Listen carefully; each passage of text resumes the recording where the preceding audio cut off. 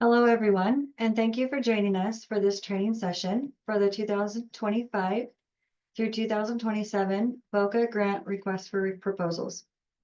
We're thrilled to have this opportunity to guide you through the application process and provide the information you need to ensure your proposals align with VOCA guidelines and funding requirements. Before we dive into the specifics, I want to highlight some important resources that will be invaluable throughout this process. These resources are designed to support you at every step, from preparing your application through submitting it, and they will enhance everything we cover in today's training. First, the UOVC website is your go-to resource for templates, forms, and general VOCA resources. It houses a wealth of information to support your proposal and ensure compliance. Next, the VOCA instruction packet provides in-depth information on all aspects of the VOCA funding process. It's an indispensable guide that outlines eligibility criteria, program requirements, and submission instructions, helping you to avoid common mistakes and stay aligned with federal guidelines. Finally, I'm excited to introduce our new VOCA Grant Companion Guide. This guide is specifically designed to help you through the application process and clarify the requirements.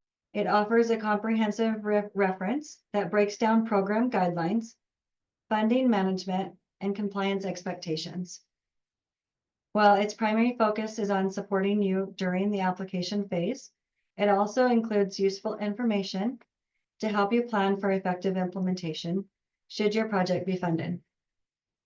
The companion guide is a valuable resource for understanding the key steps and requirements to ensure your proposal aligns with VOCA funding guidelines. With these resources in hand, you'll be well equipped to navigate the complexities of VOCA funding. Now let's walk through today's training outline. We'll begin by exploring the origins of VOCA funding and its overarching purpose, supporting services for victims of crime. This foundation will help you understand the values and priorities that guide VOCA funding decisions. Next, we'll review the funding plan for the 2025 through 2027 cycle, including the available amounts and how funds are allocated. Next, we'll discuss the priority areas outlined in the Victims of Crime Act and how these guide the type of programs and services this funding will that receive funding. You'll learn who qualifies for VOCA funding, including the specific requirements for subgrantees. We'll touch on the sexual assault set-aside funding designed for sexual assault services and its significance within the broader VOCA framework. We'll look at the key elements of a successful program plan, including how to define objectives and measure outcomes. We'll go over what documentation you need to include in your application to ensure compliance and increase your chances of success. The budget section is crucial, so we'll walk through the specific budgetary requirements for VOCA funding. And finally, we'll clarify what is and is not allowable under VOCA funding. This will help you avoid common pitfalls and align your proposed activities with funding guidelines. By the end of the session, you should feel confident navigating the application process, understanding VOCA expectations, and crafting an application that reflects your program's impact and alignment with VOCA priorities.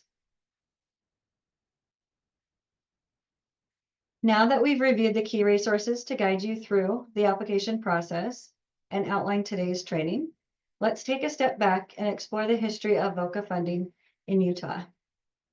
Understanding the foundation of these funds will provide valuable context for their purpose and how they've been used to support victims of crime over the years.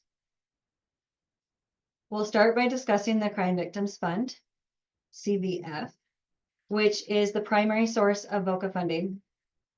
From there, we'll look at how VOCA funding has evolved and the impact it has had on victim services here in Utah.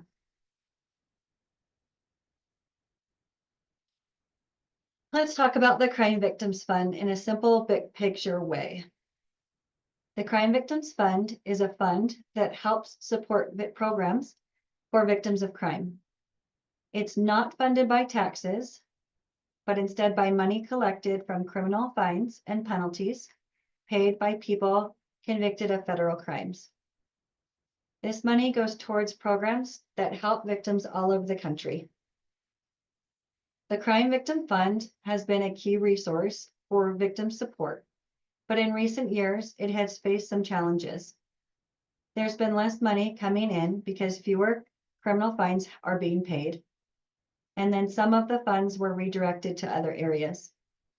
As a result, the fund's balance has dropped, making it harder for victim service programs to get the money that they need. To address this, a new law called the VOCA fix was passed in 2021, which aims to bring in more money by redirecting penalties from certain legal agreements into the fund.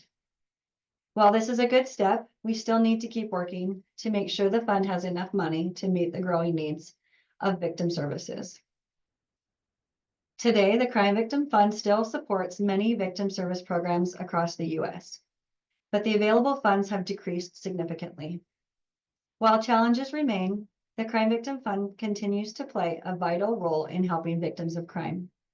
Moving forward, it's important for all of us to stay informed and to advocate for more funding to ensure that these services continue.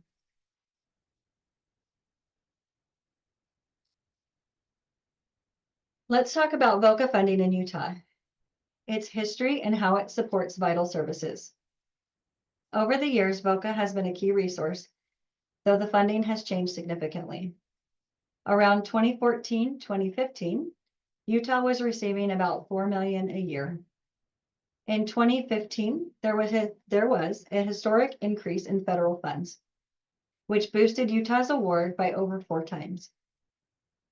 This steady growth continued, peaking in around 2018-2019, when Utah received more than $31 million, with nearly $16 million going to local programs. These were the high growth years for expanding victim services. Then, starting in 2020, federal VOCA funds began to decline.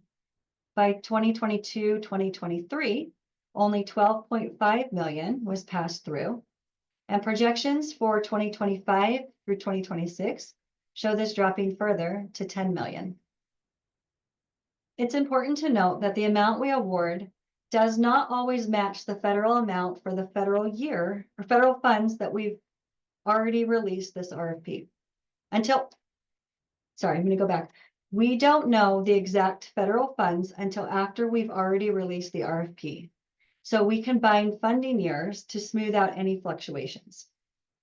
This helps us avoid dramatic changes for local programs. Even with these funding shifts, VOCA has made a significant impact, supporting critical services like crisis support, legal aid, emergency housing, and counseling. Moving forward, sustaining these essential services will require creativity, advocacy, and making every dollar count.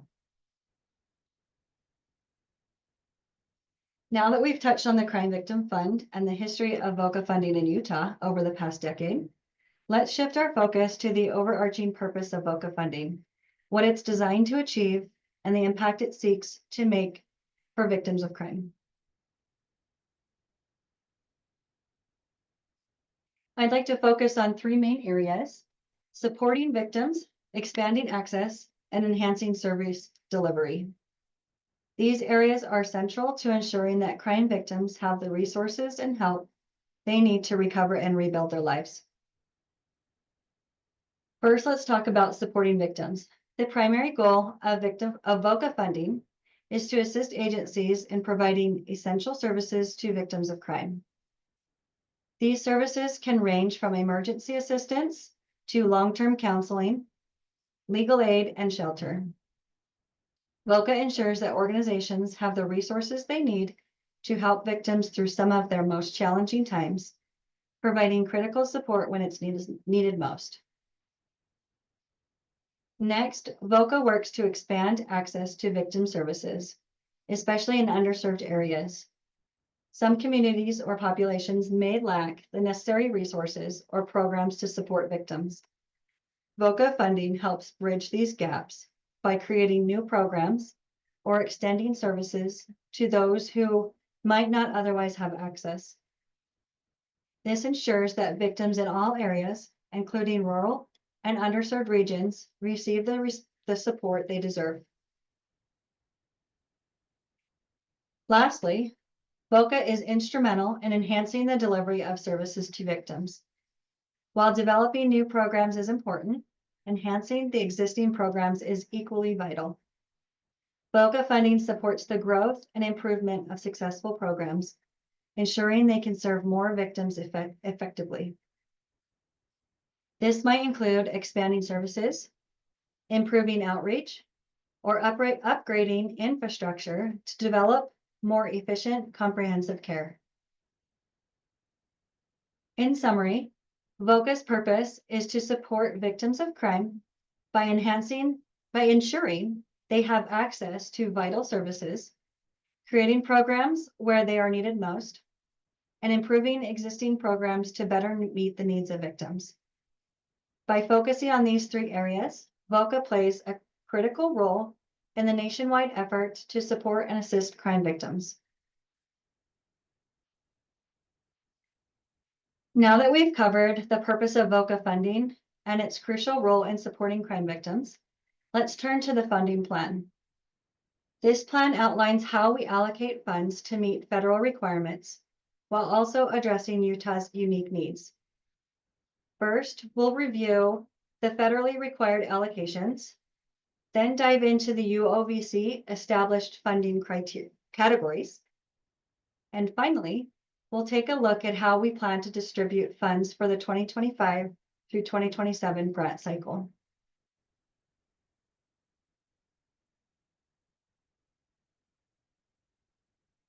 Let's begin with the federally required allocations.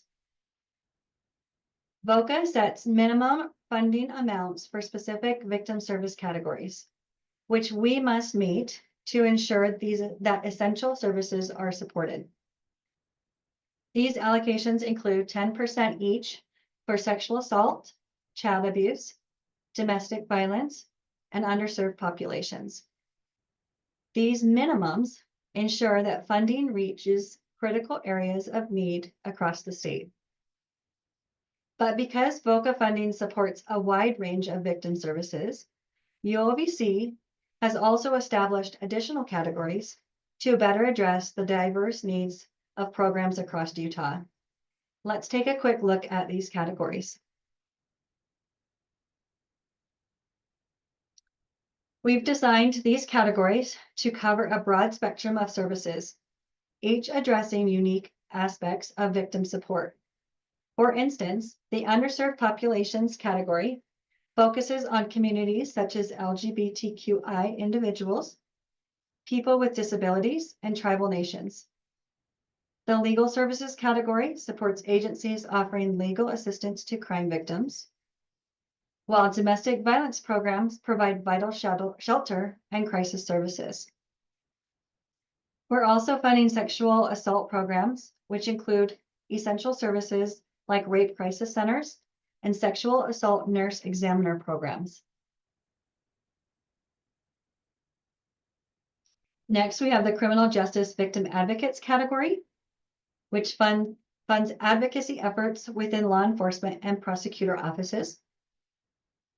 The child abuse and treatment category supports services for victims of child abuse, including those offered through children's justice centers. And finally, we've created a category for new agencies, those new to VOCA, but do meet eligibility requirements.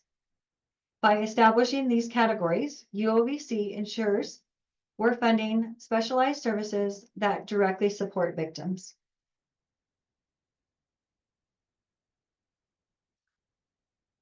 Now that we've gone over the federally required allocations and category descriptions, let's talk about how UOVC plans to distribute the VOCA funding for the 2025 through 2027 grant cycle. The federal allocations give us a minimum amount that must be spent in each category, but we understand that needs can differ between categories.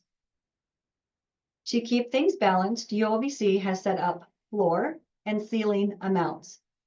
These are just terms for the minimum, which is the floor, and the maximum, which is the ceiling, funding that can be given to each category. The floor makes sure no category gets less than a certain amount, and the ceiling makes sure that no category gets too much, so we can distribute the funding where it's needed most. Let's take a closer look at these floor and ceiling amounts, which will guide how we allocate funds across different organizations. Criminal justice organizations will receive between $4 million and $5 million. Sexual assault programs will receive between $2.4 million and $3.2 million to support services for survivors. Underserved populations will receive between $2.4 million and $3.2 million. Domestic violence programs will receive between $4 million and $5 million to ensure essential services are adequately funded. New agencies may receive up to $1 million, depending on the applications submitted and the demonstrated need for new projects. Legal services will receive between $2.4 million and $3.2 million to support agencies providing legal assistance to crime victims. Child abuse programs will receive between $2.4 million and $3.2 million. These floor and ceiling amounts are designed to balance the varied needs of service types, ensuring that funding is distributed effectively while addressing the specific needs of each victim group. At UOVC, our goal is to make sure every category gets the appropriate share of funding. We've set these boundaries to align with the needs of the organizations and the communities they serve, maintaining a distribution that effectively meets the diverse needs of all victim groups.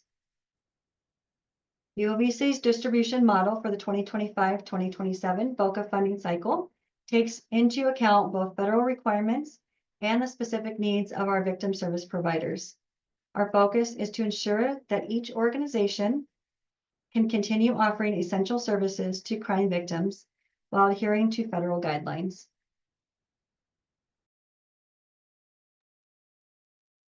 For the 2025-2027 funding cycle, Utah's VOCA Assistant Program is focusing on some key priorities to make sure crime victims across the state are supported. These priorities come from federal guidelines, which ask us to consider a few specific themes. First, we look at the range of services available statewide. This just means we want to make sure victims in all areas, whether urban or rural, have access to a variety of services like counseling, legal help, or crisis support, shelter programs, etc. Next, we consider unmet needs. This is about finding gaps where victims aren't getting the help they need, such as underserved populations in rural communities, minority groups, or victims of emerging crimes like human trafficking, and making sure we're addressing those areas with our funding. Another priority is coordination among community organizations. When groups work together, they can share resources, avoid overlap, and make services easier for victims to access. No single organization can do it all. That's why it's crucial for groups to work together. Finally, we think about support throughout the criminal justice process. Victims often need help from the time the crime happens through investigations in court, and even after the case is over. Services like victim advocates in court or assistance with victim impact statements fall under this priority. We want to make sure those services are there for them every step of the way. These priorities help guide us in making funding decisions that truly support victims and strengthen our communities. As you prepare your application, think about how your project fits within these priorities and align your projects within the priority areas. So, let's go over the critical eligibility requirements for applicants seeking funding through the Victims of Crime Act, also known as VOCA, and ensure that you all have a clear understanding of how your organization can meet these requirements to provide essential services to crime victims. VOCA funding requires your organization to meet several key criteria. To start, let's address the types of organizations that can apply for VOCA funding. The applicant must be a public, nonprofit, or tribal organization. These entities must directly serve victims of crime. A key requirement is that the organization must offer the same level of service to victims of federal crimes as it does for victims of state or local crimes. This ensures that all victims, regardless of the nature of the crime, have access to the same support and resources. Another important eligibility factor is the match requirement. As a standard, all applicants must be able to meet the program's match requirement, but during the award period of 2025 through 2027, UOVC is implementing a statewide match waiver. A VOCA statewide match waiver is an important tool offered and encouraged by OVC to help states address funding challenges for victim services. UOVC aligned its match policy with the federal requirements needed to secure a statewide waiver, and, as a result, is initiating this waiver for all VOCA-funded awards in the 2025 through 2027 grant cycle. This waiver removes the financial barrier of meeting match requirements, making funding more accessible to all organizations, especially smaller or rural agencies. It allows grantees to focus on providing high-quality services to victims.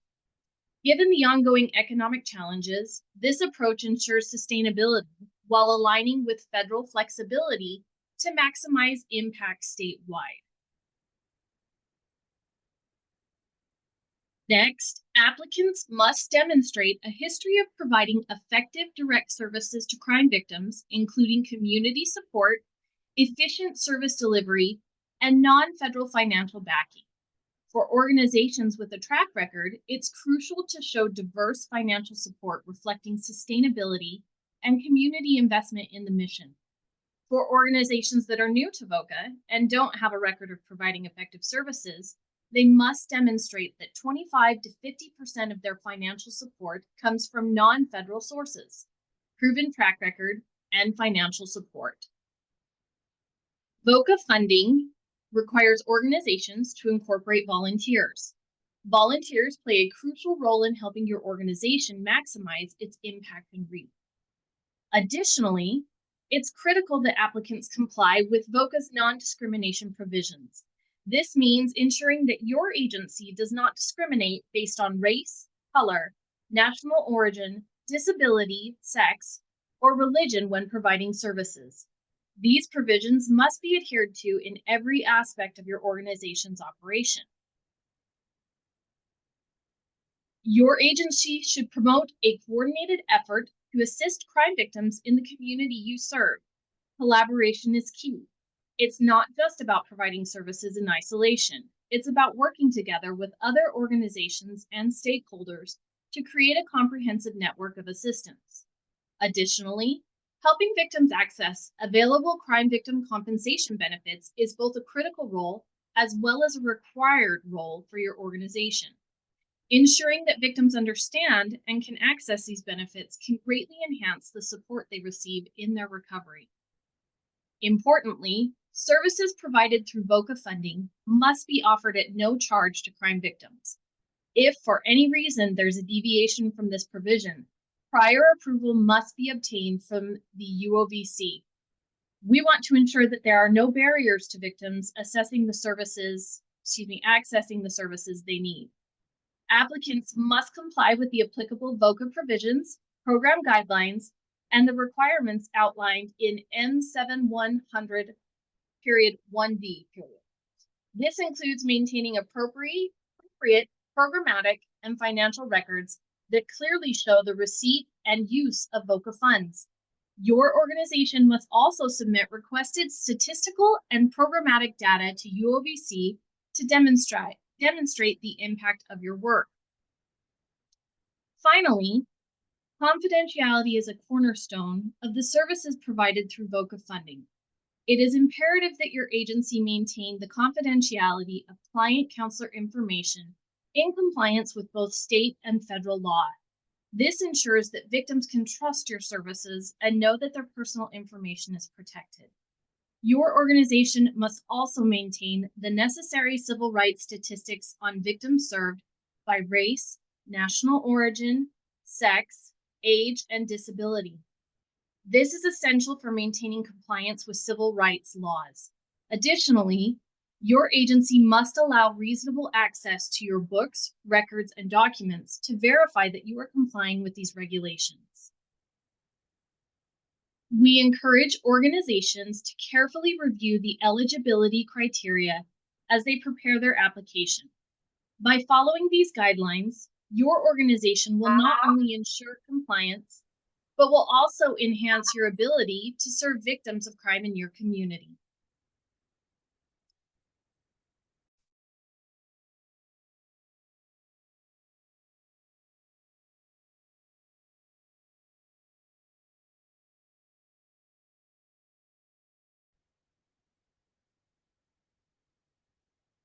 Programs that focus exclusively on sexual assault services may consider applying for the dedicated sexual assault set-aside funding. This funding is designated solely for sexual assault services and cannot be used to support other programs or serve victims of other crimes. A separate application is required for this funding. 10% of the total VOCA funding has been designated for sexual assault services, as required by VOCA federal rule. This funding is intended to support programs whose sole focus is providing services to victims of sexual assault and rape, with a primary emphasis on adult survivors. It is not recommended to request VOCA set-aside funding for a portion of a position's hours unless there is a clearly designated and specialized program for sexual assault services. This ensures that VOCA funding is used to provide comprehensive, survivor-centered care and maximize its impact for those it is intended to support. Rape crisis centers applying for this funding should be in compliance with the Utah standards for rape crisis centers and are strongly encouraged to follow the UOVC's recommendations for best practices. These documents can be found on the grants solicitation page of the UOVC website and the VOCA Companion Guide. If your program doesn't focus exclusively on sexual assault services, but you believe offering these services would benefit the victims you support, you can include a request for funding specifically for these services in your general or non-set-aside VOCA application. It's essential to note that before submitting an application, we strongly encourage programs to coordinate with other existing services in the area. This ensures that your services align with the broader community response processes, helping to enhance the support network for sexual assault survivors. Now let's dive into the VOCA program plan. This section outlines how you will use VOCA funds and provides a clear overview of your program's goals, objectives, and activities. It's essential for demonstrating to reviewers how you'll implement your program and achieve measurable results. The program plan is located within the GMS application on the Application Info tab. Your program plan should start with a clearly defined goal. From the list of 6 federal program purposes, select one broad goal that aligns with your program's purpose. Select the goal types that will serve as specific objectives for your larger goal. Next, specify what the goal type is measuring: victims, services, or other. Then enter the target amount you plan to achieve for each year. Year 1's measurement will account for July 1, 2025 to June 30th, 2026. Year 2 will account for July 1, 2026 to June 30th, 2027. These measurable results will be important for tracking your progress and ensuring that your program remains on track. In the Activities and Methods section of the program plan, you will describe the specific actions you'll take to meet your goal types. Be detailed in explaining the activities you'll undertake, how these activities will contribute to reaching your goal, and how you will impact your target population. It's not just about routine tasks like attending meetings or distributing materials. It's about meaningful actions that directly contribute to your mission and create measurable impact. Lastly, in previous years, we required a specific employee name tied to each position for this section. Now, we are only asking you to list the position title of the grant-funded staff responsible for carrying out the activities associated with your goals. As you work on your plan, there are a few key things to keep in mind to ensure it's both effective and impactful. First, remember that applicant reviewers are looking for program goals that are clear, concise, and demonstrate meaningful activities. It's important to focus on quality over quantity. Instead of including numerous goals with minimal impact, aim to develop fewer, well thought out goals that clearly show how victims are benefited from your program. Keep in mind that you will be required to report on all the goals you include in your application. This is why having fewer, more focused goals can make a big difference, not only in simplifying your reporting process, but also in demonstrating a stronger impact. Less is more when it comes to goal setting. For example, rather than listing 3 separate goals like counting the number of phone calls made, flyers distributed, or meetings attended, consider combining these into a single, broader goal. One strong goal might focus on the number of individuals served through crisis intervention services. This goal could highlight key activities such as initial involvement with survivors, ongoing support, and follow-up services. This approach allows you to show how your work directly impacts victims, which is ultimately what reviewers want to see. It helps paint a clear picture of the value your program brings to the community, making your application stronger.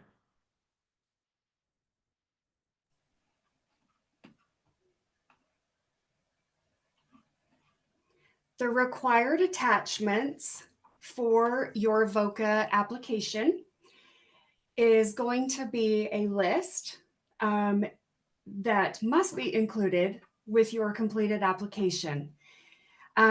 These attachments will be uploaded within the UOVC grant management system to the Files tab. Required documents will also be starred in the system, as you can see from this list. And you will not be able to submit your application until there is a document for a required file attached. The system will help walk you through this process, and the VOCA application instructions will also help you walk you through this process. Some files are documents available as links on the UOVC grant solicitation website under VOCA, and some documents will be agency-created documents. They can be Word, PDF, or Excel documents. You will see, again, the list of required files that have stars next to them. They are required, and it's important that they are submitted, completed, and submitted. There may be some documents that are required for your grant funding for VOCA. So make sure that you're attaching only the files that are required for VOCA, and please don't attach documents that are not required to all of the applications that you are submitting. This is a helpful tip. When grant applications all look the same with all of the same documents attached, then it implies that the instructions were not followed. So just make sure that when you are attaching your documents, that they are specific to VOCA or specific to your grant, and that you aren't attaching all documents to all grant applications. I'm going to quickly go over each document. Again, many of the documents are created by UOVC and available on the UOVC grant solicitation website under VOCA, or there will be links in application instructions. Okay, the pre-screen questionnaire is brand new. It is required. This is a new form that we as UOVC have not asked for agencies to fill out in the past.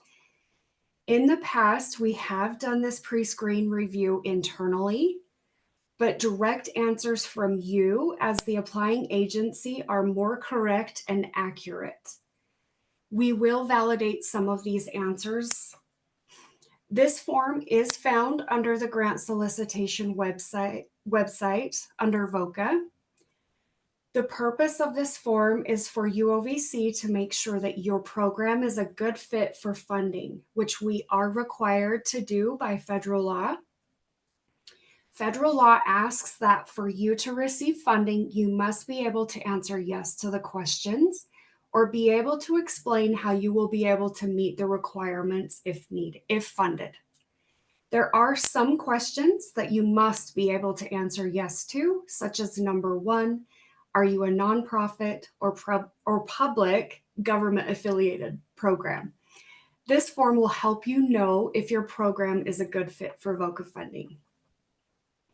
Some of the questions, if there is a current maybe or no, that there may be a place for you to put in an explanation. For example, number 16 is going to ask for your SAM registration. If your registration is pending, you can explain that. And, you don't have to have a definite yes right that minute, and that is something that we can verify. Also, we did mention a little bit earlier compensation benefits. You may not understand what that is. That is the UOVC Victim Compensation Program. So you must be asking victims if they have knowledge of the compensation program. So if you have more questions in regards to being able to answer yes to that question, reach out to the Q&A and have UOVC clarify that question or any of these other questions so that you feel more comfortable answering yes to these questions.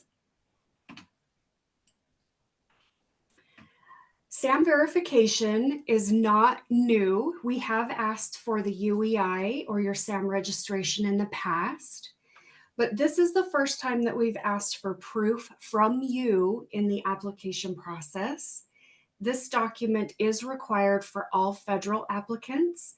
So this is a document that you do not need to attach to any other state funding requests. This is a federal mandatory requirement. So if you receive federal VOCA dollars, you must have an updated active UEI number. This is a document that is obtained by your agency and not UOVC produced. This is where you would go to the sam.gov website. There are instructions on how to complete your SAM in both the SAM website and in the application instructions. You either create an account if you are a new agency, or if you are a current subgrantee, you would obtain this document by going to your current account. If you are new to federal funding or if your number has expired, it can take several days to receive your UEI number or an updated approved UEI number. So just make sure you don't wait until the last minute to register or work on your UEI. UOVC has to verify the number is active. So again, the reason that we are asking for this document is that we do have to verify it. And in the past, even with our UOVC login to the system, many agency profiles are not visible to the public, and this holds up the grant review process. And so to streamline that process, the verification process, we are asking that you attach a copy of proof that the UEI is active. So we are looking for the UEI number, which is a unique identified number. It's got numbers and letters. And then we're looking for the active status and the date and your agency name. There are a few documents that you can attach. We only need one SAM verification.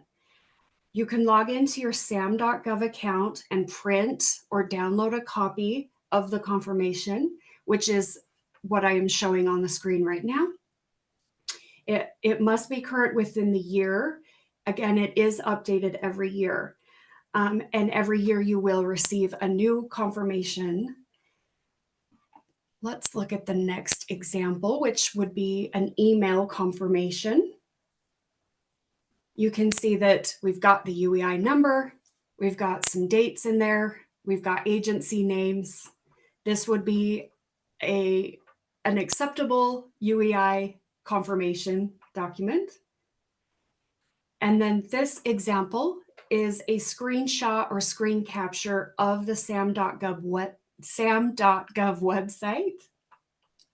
And you can see that in red, I've sort of highlighted, there's address, the UEI, the date of expiration, all of the things that we need are on there. All right, grant funded employee job descriptions. Please provide a job description for each position listed on your budget. Each description should include the position title, key responsibilities, and qualifications or skills. Activities described should reflect the most up-to-date responsibilities for the position. Also, it does help if the job description matches the position that you're listing on your budget. This would be an agency-created document. The activities or responsibilities should support the information entered into your program plan. Essentially, the activities or duties should be VOCA allowable, and there should be enough VOCA allowable duties or activities described, and that it aligns with your program plan and budget. These documents are needed because they do explain how the award will help reach the program's goals and objectives, which UOVC, we do have to verify to be able to fund your program. Okay, agency budget tracking form. This form is new. I will show you the form in just a moment. Although if you've had a grant in the past, you may remember a form asking similar questions. This form is going to take place of two pieces of the application that we used to ask for. We need this information because we do need to know what % of your agency funding goes to what type of funding source. So we have to be able to see the funding resources outside of UOVC funding. We have to verify per the federal government that it's not all federal funding. So this form that I'm going to introduce to you in just a moment helps answer this question that we are looking at currently. Does your agency have the ability to find and use and manage non-federal resources? This form helps really have a good look at what your agency budget looks like. And this form will also help answer certain federal questions regarding whether or not you need a one-time audit, or if you should be answering yes or no on this applicant info section question that we're looking at. If in the preceding fiscal year you received 80% or more of your annual gross revenue in federal awards. Okay, so you're going to use this new form to answer this question that we're looking at on the application. We are condensing multiple parts of the application, like I mentioned. We don't want you to have to fill out more forms or provide more information than is required. We used to have you fill out an additional resources section in the application and submit an agency budget. We're no longer asking for that. We are just asking for this form. Agency budgets that were submitted in the past usually weren't consistent with time frame, or they were complicated and didn't really tell us what we needed to know. So this new form means that the information will be consistent across all applications and funding timeframes. This is a UOVC created form that must be completed. It's available on the UOVC grant solicitations website under VOCA, or there will be a link in the application instructions. Follow the instructions to fill out the form, include all funding sources, state, federal, local, and then fill out the narrative. So don't forget the narrative. The narrative is going to ask what steps you've taken to increase or diversify your resources. You'll attach this form in the files section of the application. We do need an agency organizational chart. This is an agency created document. An org chart provides a clear visual representation of how the program is structured within the organization. It shows how roles and responsibilities are distributed.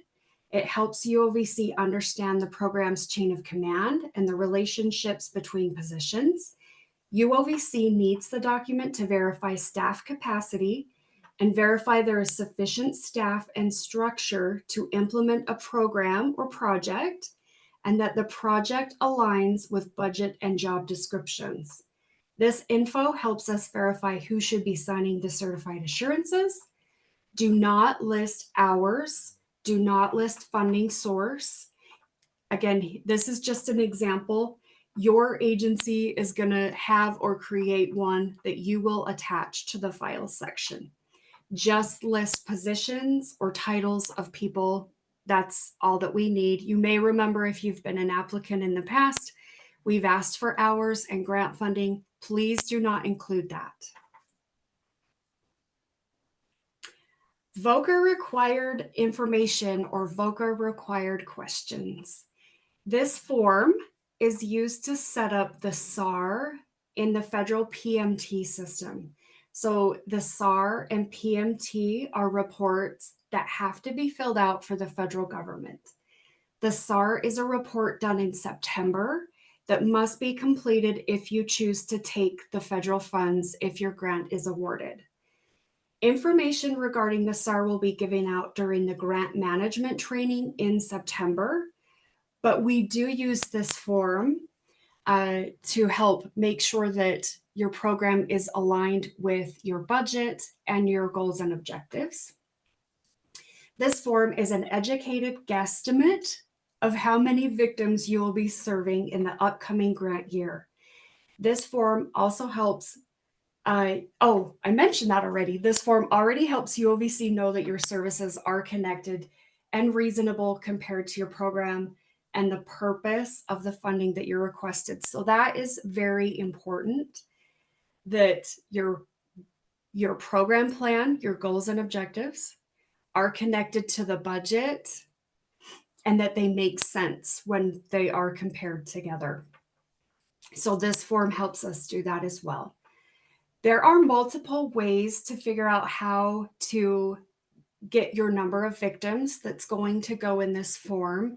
You'll see that there is a blue arrow and you only fill out the blue boxes.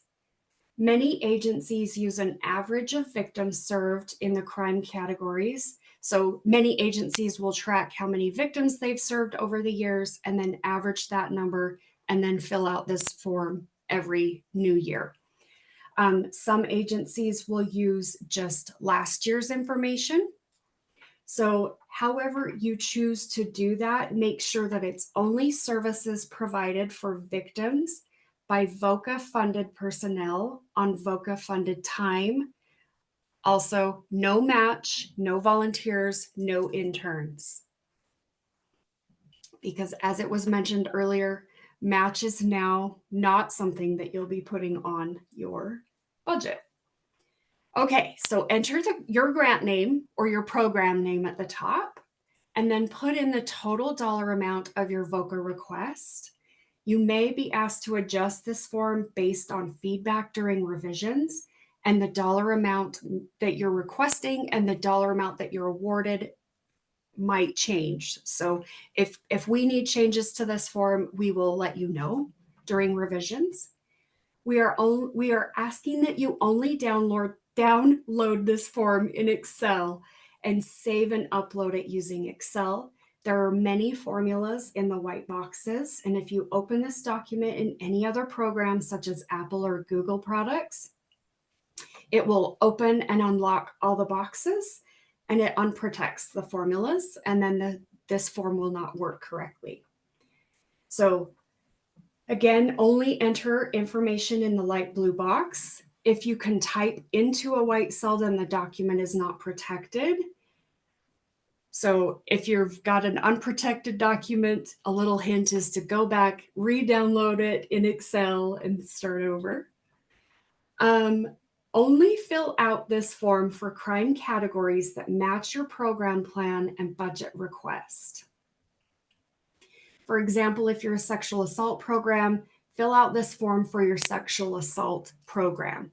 If you have robberies and homicides and other crimes that don't quite make sense related to sexual assault, then you'll be asked to explain or justify, and you'll probably be asked to change the numbers on this form.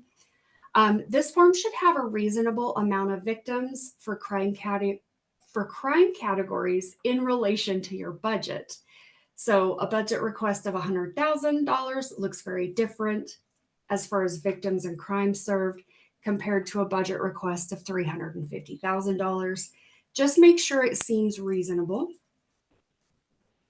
There are two places where narrative can go in D8 and D10.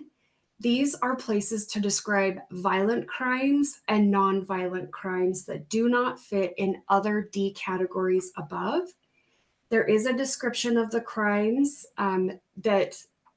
that would go in these categories in the instructions tab. You can see at the bottom of the screen, there's a little yellow box around the instruction tab. You can always look in that box if you are trying to decide which victims or which crime categories would go where. Nonviolent crimes usually are theft and non-business property crimes. Keep in mind that VOCA supports crimes against actual persons. So crimes against businesses is not an allowable VOCA activity. Other violent crimes tend to be stalking, harassment, and threats. If there is an element of physical harm or threat to physical harm, then that is usually classified as a violent crime. There is a link at the bottom of the page to the federal government's definition of crimes. Use this sheet again. Yes, use this. Use the resources to help decide which crimes should be combined with which categories. One question that we get a lot is lewdness, which is a sexual assault crime. It would go with either the adult sexual assaults or child sexual assaults, depending on the victim's age. Lewdness generally will not go in other. There can be a fine line between marking every type of crime your agency might see.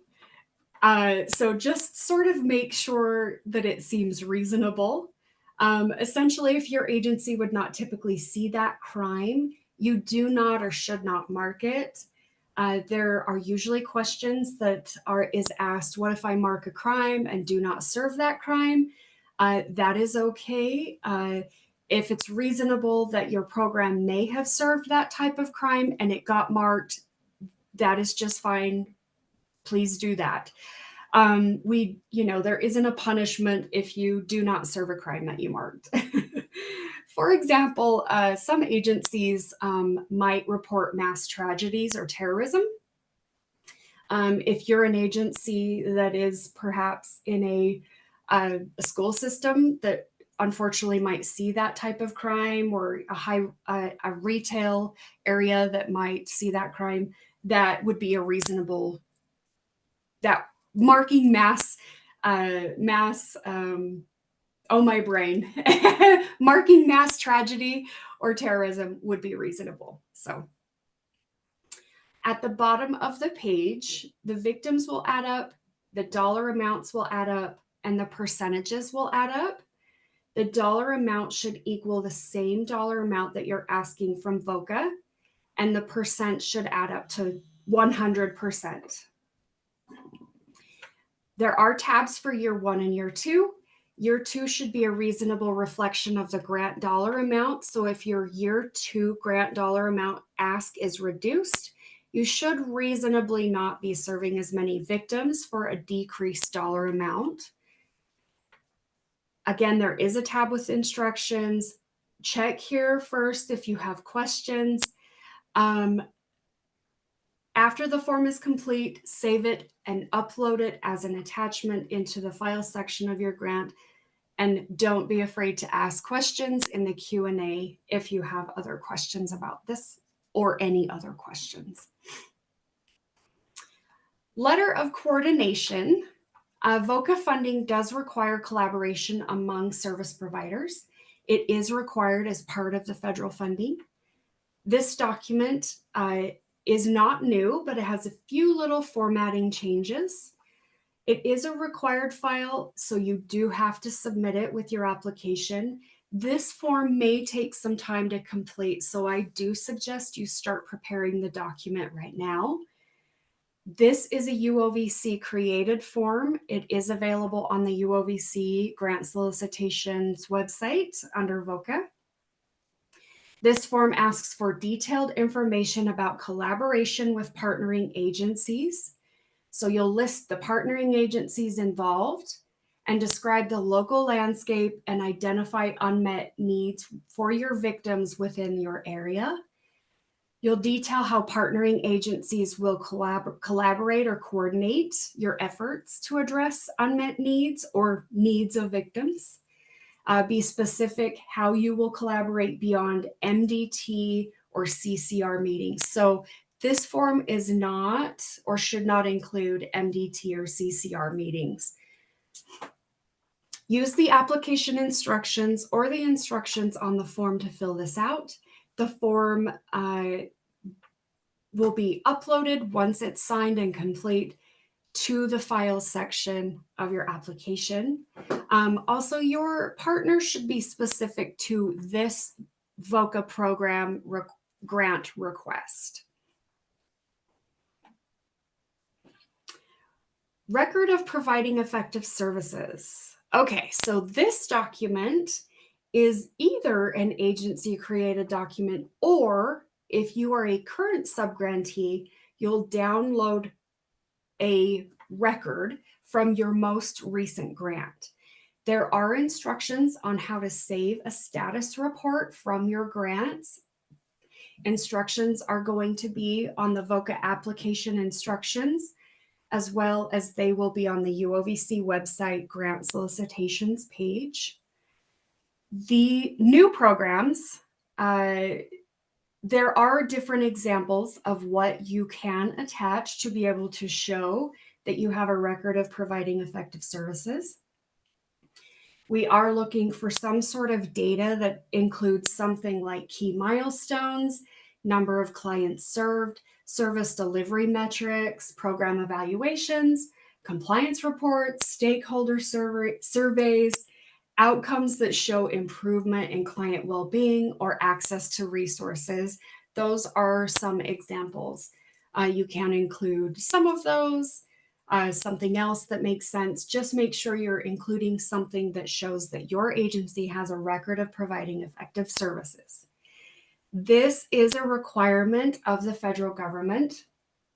The document must demonstrate that your program provides effective services and is well suited for funding. Also a tip in the application under the narrative questions. So I've put a little on the screen, I've put a little box that says in application narrative. In the application, there used to be a narrative box for these questions. The current application does not have a box. And so it feels a little bit, you might feel a little unsure of what to do when you get to this record of providing effective services section in the application. For these questions, question 1, just make sure that you're uploading your document. For the volunteer question, which is question 2, answer that question on the pre-screen form. Also, another helpful tip is when you are titling this document, make sure that it is titled something that is super, that we can really tell that this document is record of providing effective services. We don't want reviewers to miss this document.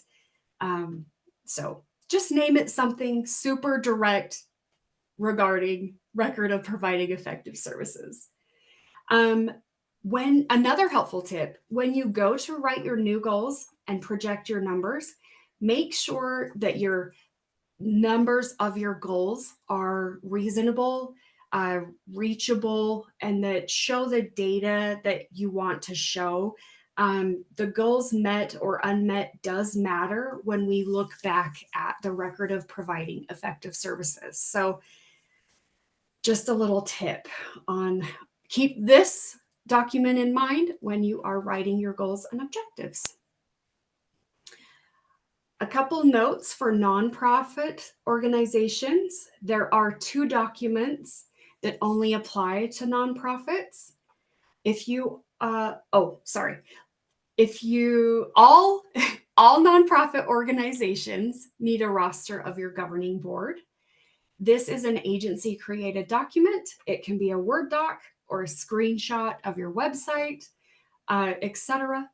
This is we need this information to confirm organizations have supervision and support, and that well set up and outlined governing boards assist with preserving effective internal controls and confirm separation of roles. So that's what we're looking for when we are reviewing this document. This document should be a complete list of all board members with full names, titles, and roles, and contact information such as email address and phone number. So for new nonprofit applying agencies only, we need a 501c3.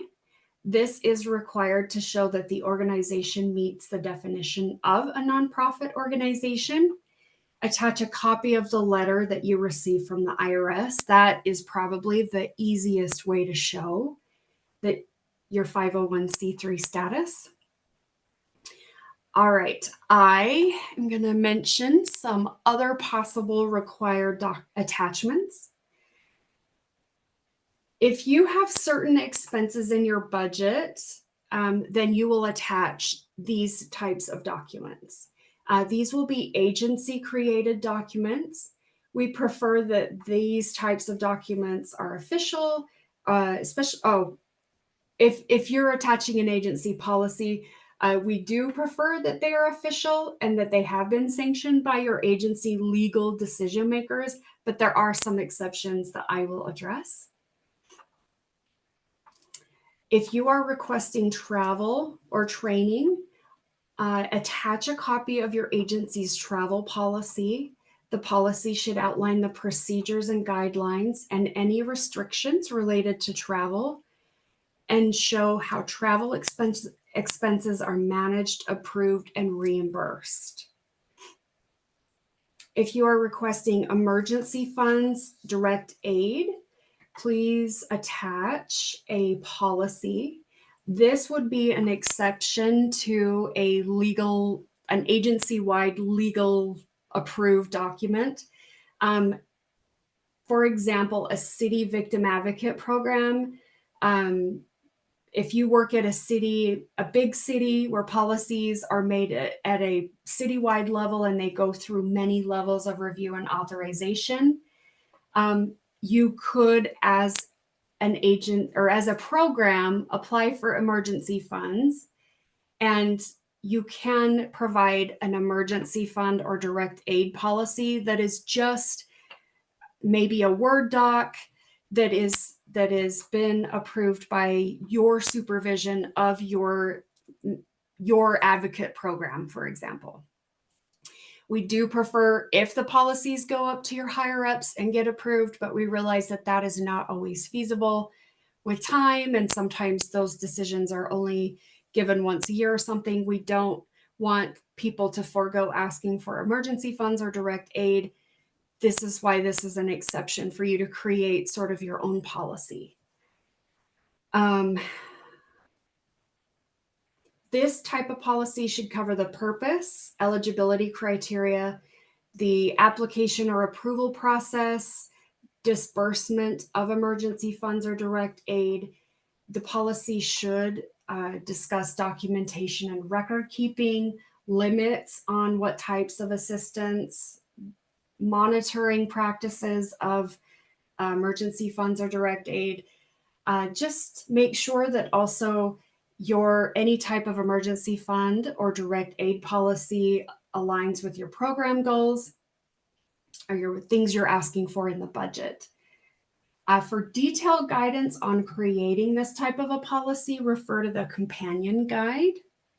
Also, another tip on this, if you're an agency that has not ever had emergency funds and you want to do emergency funds, maybe ask other agencies that you are comfortable with. Maybe they would share their emergency fund policy with you so you could have some place to start. If you are asking for rental deposits, which is pretty rare, we don't have a lot of agencies asking for rental deposit. We don't have a lot of agencies asking to pay rental deposits. You may use funds for this, but only if your agency has a policy in place before you disperse the funds. This type of policy must show that you do have reasonable effort to reclaim the deposit when the client is no longer accessing housing. The policy must outline the process for recovering deposits, including communication with landlords. It should include timelines for reclaiming funds and procedures for documenting the efforts. A policy must be submitted to UOVC for approval, and approval must be in place prior to funding security deposits. So that is very important, that your agency does not pay for deposits of rent without UOVC approved policies in place before payments are made. If you have questions regarding this type of policy, please ask in the Q&A. Some agencies might request office space. Just make sure that you attach current signed lease agreements. Some agencies will be applying for contracted fees. Make sure that the contract outlines the scope of services, terms, and payment details. The contract must be submitted and approved before any funding is spent. Instructions on how to update your contracted rates are in the VOCA grant application instructions. And I am going to show you something that is a little bit new this year. You can attach files to your agency profile instead of attaching them to each separate grant request. So you would go to the little red arrow shows us that we would go after I've logged into the system. I'm going to go to my profile. That little profile button will take us to a page that is account information, and it's a very basic page. There is a related tab, and under the related tab, you can scroll just a tiny bit to choose add files. You can attach all of the documents that do not change very often to your agency profile. Let's see. A list of these documents would be 501c3, maybe your W-9, the roster of the governing board, your org chart, or agency policies can go into this agency profile. The agency profile, these documents would follow your agency profile through multiple years of grants or through multiple different grant applications. You do not have to attach files this way, but you can. And also if you accidentally attach something or you don't attach something here, that's okay. Just make sure that at the end of the day that Any files that are required are attached in the regular file tab of your grant application. So you can use this feature, but you do not have to.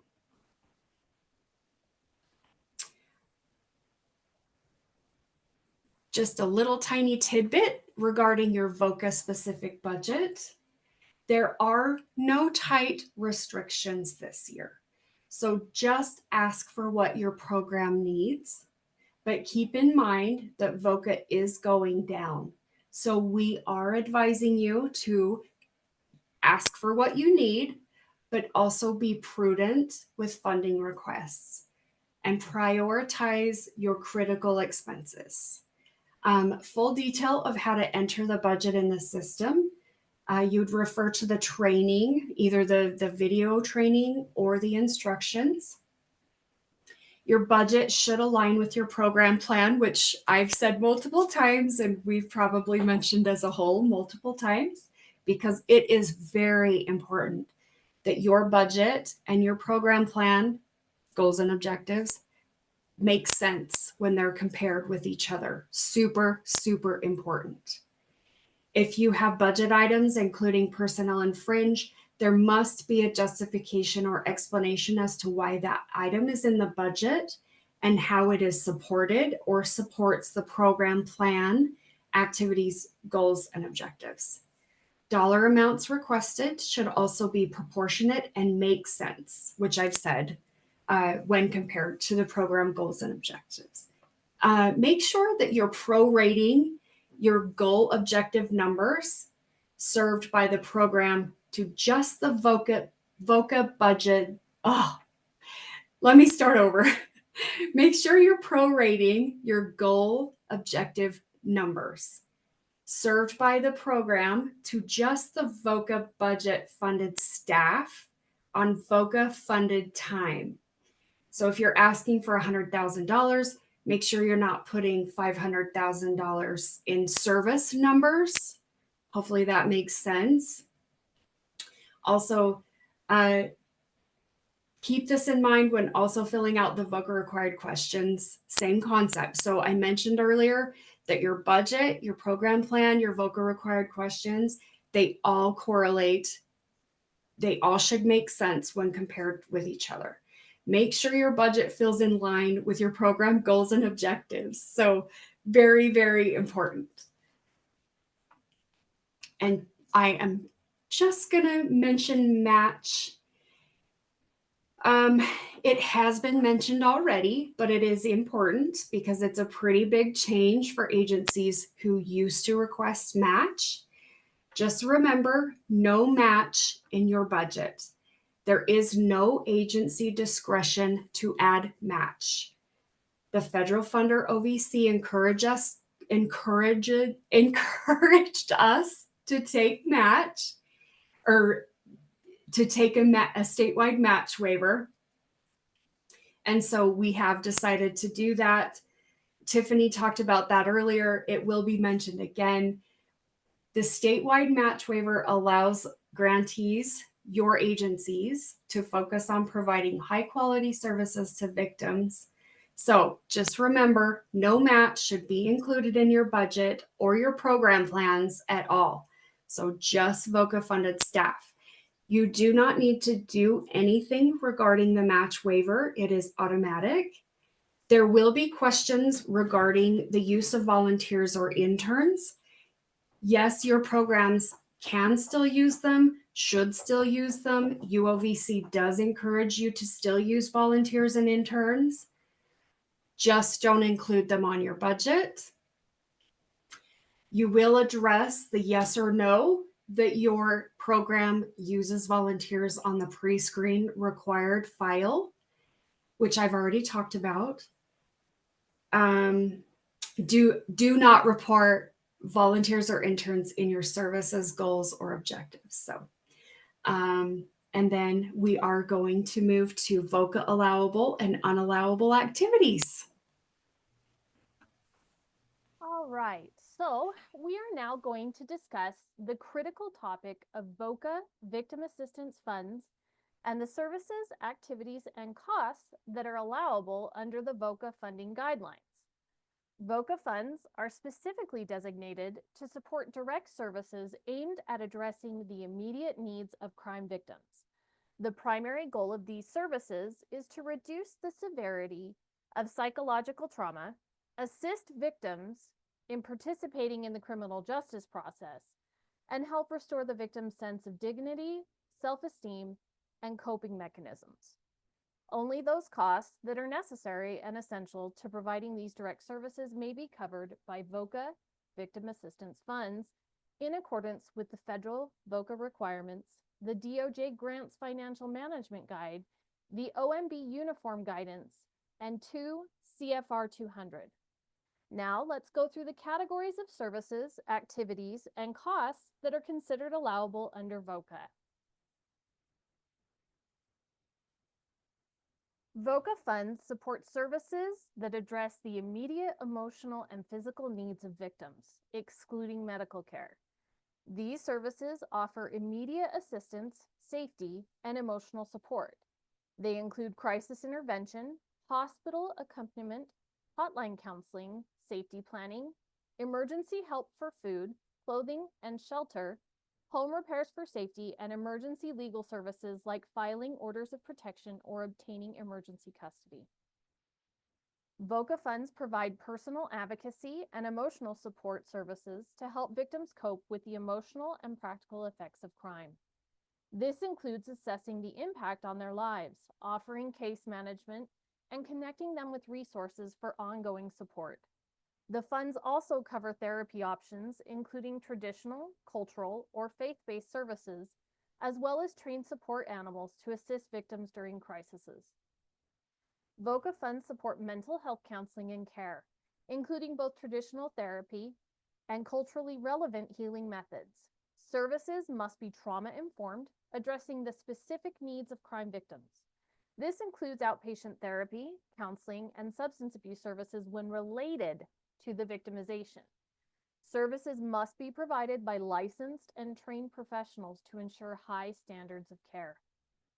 Peer support programs, which are designed to allow victims to meet others who have experienced similar trauma, are also an allowable service under VOCA.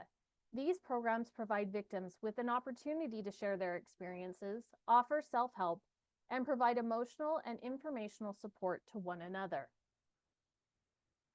VOCA funds support victims' involvement in the criminal justice process and ensure their rights are upheld. This includes advocacy, assistance with court attendance, and covering transportation, meals, and lodging for victims who are not witnesses. Funds are also to provide interpreters for those with hearing impairments or limited English, childcare, and respite care for caregivers. They help notify victims about trial dates, case outcomes, and parole hearings, and support the preparation of victim impact statements and property recovery efforts. Legal assistance services are an important use of VOCA funds for victims in need. These services include help with criminal cases, protective orders, immigration issues for trafficking or abuse victims, financial fraud, identity theft, and creditor intervention. Legal support may also be needed for family violence, child or elder abuse, custody, housing, and other family law matters. However, VOCA funds cannot be used for divorce, criminal defense, or personal injury lawsuits. Forensic medical exams, such as those conducted in sexual assault cases, are allowable under VOCA funds, provided that other funding sources are insufficient. These exams must meet the standards established by the OVC, and appropriate crisis counseling and/or other support services are offered to the victim in conjunction with examination. VOCA funding can cover forensic interviews for children and adults if they support law enforcement, prosecution, or help identify needs like social services or treatment. Interviews are done by a trained team and adjusted for age, abilities, or disabilities. VOCA funds can't replace other public funding for these interviews. VOCA funds may be used for transportation costs to allow victims to access services or participate in the criminal justice proceedings. This ensures that victims can receive the support they need without being hindered by transportation barriers. Public awareness efforts designed to inform victims about their rights and available services are eligible for VOCA funding. This can include the development of materials such as brochures, public service announcements, and presentations in schools, community centers, or other public forums to raise awareness about services for crime victims. Services for incarcerated crime victims are allowable under VOCA funding, provided the victimization is unrelated to the crime for which the individual is incarcerated. These services might include psychological or medical forensic services to address the needs of victims who were harmed prior to or during the incarceration. Transitional housing is allowable for victims who cannot return to their previous housing due to the circumstances of their victimization. This can include rental assistance, security deposits, utilities, and other housing-related costs, as well as support services such as childcare and counseling to help victims successfully transition to safer living conditions. Relocation expenses for victims who need to move to ensure their safety are also allowable. This includes moving expenses, security deposits, rental costs, and utility startup costs. Allowable costs for activities supporting direct services under VOCA. VOCA funding is a critical resource in supporting programs that help victims of crime, and it is essential that we understand the various costs that are eligible for funding under these grants. Let's begin with coordination of activities. VOCA funds can support statewide coordination of victim notification systems, crisis response teams, and multidisciplinary teams, and similar programs that help crime victims access information and support. This includes funding for salaries and benefits of coordinators who manage these essential services. For example, VOCA funds can help support coordinators overseeing crisis response teams or victim notification systems, ensuring efficient operations and real-time communication with crime victims. Next, let's talk about supervision of direct service providers. VOCA funding can support supervisory roles in your programs, like overseeing case managers, advocates, therapists, or volunteer coordinators. Supervisors help ensure direct service providers maintain high standards of care, making this funding essential for quality victim services. An important aspect is the coordinated multi-agency response to crime victims. VOCA funds can help support staff working in teams that investigate and assist victims of crimes like abuse. They also help coordinate with federal agencies for victims of federal crimes and support statewide task force focused on developing protocols between agencies. This teamwork ensures a comprehensive network of care for victims. VOCA funds can support contracts for professional services, including psychological or psychiatric consultations, legal advice for victim advocates, and interpreters for victims with limited English or hearing impairments. These services help victims get the support they need to recover and access their legal rights, ensuring fair treatment during their healing process. In today's digital age, automated systems and technology are essential tools in supporting victim services. VOCA funds can be used for systems that streamline and enhance the delivery of services, such as automated information and referral systems, case tracking management systems, and victim notification systems. These tools help service providers stay connected, organized, and improve communication, tracking, and service delivery for crime victims. Volunteer training is crucial for effective service delivery, as many victim service programs depend on volunteers. VOCA funds can be used to train volunteers, helping them become skilled advocates and service providers. This training ensures volunteers have the knowledge and skills needed to support crime victims. Now let's briefly touch on allowable subrecipient administrative costs. These costs aren't directly related to providing services to victims, but they are necessary for ensuring the quality and effectiveness of those services. Before using VOCA funds for these activities, your agency must demonstrate that the costs are essential and that no other funding source is available. Some examples of these allowable costs include personnel costs related to direct service providers, such as staff salaries, malpractice insurance, and recruitment expenses. Skill training for staff and volunteers, focusing on developing the competencies needed to respond effectively to victims in crisis. Training-related travel for attending necessary and relevant conferences and workshops, including out-of-state training with prior approval. Organizational expenses like rent, telephone service, minor building adaptations, and local travel. Equipment and furniture that is essential for delivering services to victims, such as computers, telephones, or furniture for shelters or workplaces. As a reminder, VOCA funds cannot cover the full cost of equipment unless it's directly used for victim-related services. You can only use VOCA funds for a prorated share of an item if it's used for both victim-related and non-victim-related purposes. Further, operating costs such as supplies, printing, photocopying, and postage for brochures are allowable, as well as the administrative time required to document and report on VOCA activities, complete timesheets, and conduct evaluation. Maintenance and repair costs for equipment or facilities used in victim services are allowed if essential for a safe, healthy environment. VOCA funds can support evaluations of specific victim service projects to assess effectiveness and improve service delivery. Evaluations help us understand what's working, identify gaps, and ensure that funds are being used in the most impactful way possible. So now we're going to go over the unallowable costs for VOCA. The primary purpose of VOCA funds is to support direct services for crime victims. This means the funding should be allocated to assist victims by providing essential services like counseling, crisis intervention, legal aid, and other victim-focused support. However, there are specific expenses that grant funds cannot cover unless explicitly authorized. Let's review some of the key unallowable costs to ensure compliance. So lobbying. VOCA funds cannot be used for lobbying or advocacy activities related to legislation, administrative regulations, or policies, whether it's done directly or indirectly. This includes any efforts to influence lawmakers or government decisions. VOCA is about supporting victims, not participating in political or legislative advocacy. Another unallowable cost is research or studies related to crime victim issues. While it's important to advance knowledge in the field, VOCA funds are specifically intended for direct victim services.